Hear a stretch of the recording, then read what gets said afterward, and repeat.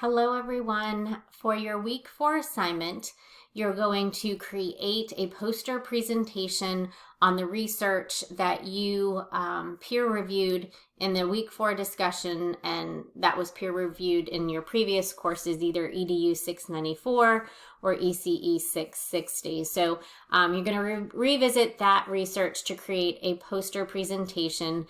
Now, this is something that when you do your own research that you'll be able to share with others. A lot of times there's conferences where they just have a poster presentation where people get to share their research.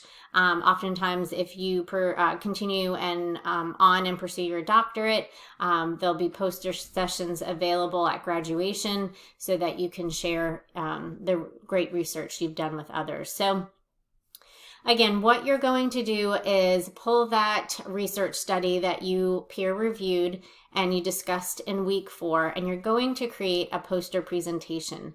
Now you're going to use this poster presentation template right here. And once I click on it, you can download it right up here, and it'll open it up into a Word document. But all the sections of the assignment are right here. You want to make sure you put the main title of the research study that you selected, if there's a subtitle, and then the author. And then there's these 6 different components. Now, if you find out that you're running out of room to address each of the 6 parts, you certainly can add another slide by just selecting the duplicate slide feature. To be able to give yourself some more room.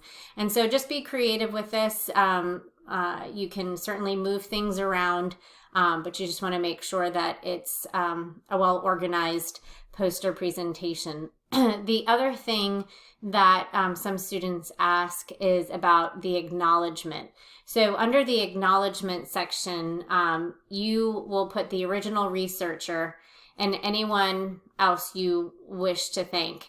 If you were the one doing the research, you would include any research assistants, colleagues, partnerships, your university leadership, or anyone else that may have supported you during the research. But since you are just summarizing someone else's research in this practice, you will want to just acknowledge the original researchers of this research study that you are reviewing.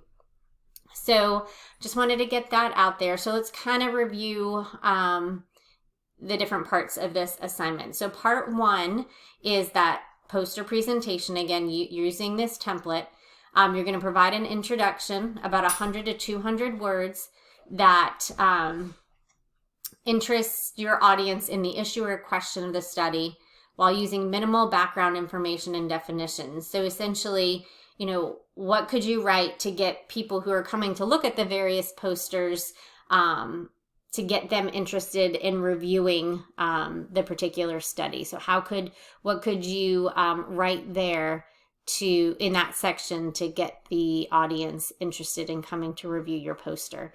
Then you're going to list the materials and methods of the research study in about 50 to 100 words.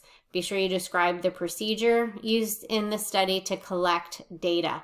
Now, I don't expect you to copy and paste from the research study. Of course, put these things in your own words. Then the study results, it's about 50 to 100 words. You're going to state the research questions, describe how they were supported by the research, and then include visuals such as graphics, charts, or diagrams to illustrate the parts or results of the study. So that is in the study results component. And then you'll have the conclusion, which in no more than 200 words, you're going to provide the concluding remarks about the study while explaining the major results in such a way as to convince the audience why the outcome is interesting.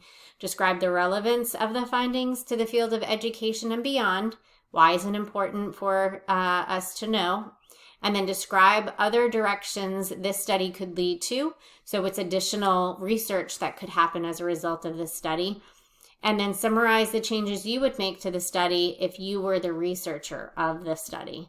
And then just make sure that you cite any relevant literature Make sure you're using APA, so make sure too that there's a separate slide for your references in this PowerPoint. But again, while the template is only one slide, feel free to be more creative to include all of this content on the slide and move things where you feel it needs to be moved, as long as it's organized and professionally presented. Then you're going to move on to part 2, where you're going to create a curriculum vitae in 3 to 4 pages. It's also known as a CV. It should include your name, an overview of your education, your academic and related employment, especially teaching, editorial or administrative experience.